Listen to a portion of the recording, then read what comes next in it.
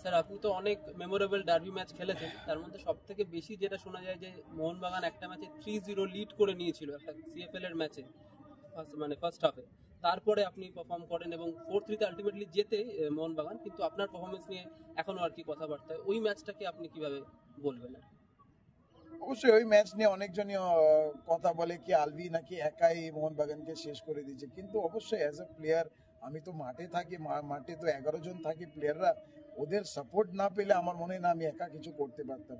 এখানে অবশ্যই আমি টার্ন ওভার করলাম 3-1, 3 গোলে ডাউন, 3-1, তারপরে 4-1, 3-4-2, 4-3, আর অনেকক্ষণ বাকি ছিল ম্যাচ।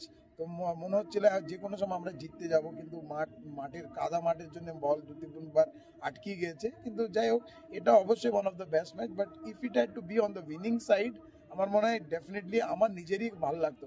হয়তো অনেকজন আজকে বলে কি আলভি ওই ম্যাচটা একা খেলে নিয়েছে, শুনতে ভালো লাগে, কিন্তু আলটিমেটলি যখন রেজাল্টটা দেখতে যাই ওই ম্যাচে আমি ভালো খেলেছি কিন্তু result is on the losing side, এটা একটু খারাপ লাগে। But definitely as a player I would always want, whenever people say you played well, that should have been on the winning side, but সবসময় এটা হয় না। But anyways that is one thing which আমি সবসময় proud feel করি যখন লোকরা বলে কি আলভি খুব ভালো খেলেছে ওই ম্যাচে আর প্রায় একাই শেষ করে দিয়েছে। But yeah, as I said, this is what we are known for, আর এটাই আমাদের কাজ, মাঠে যাও ভালো খেলতেই হবে।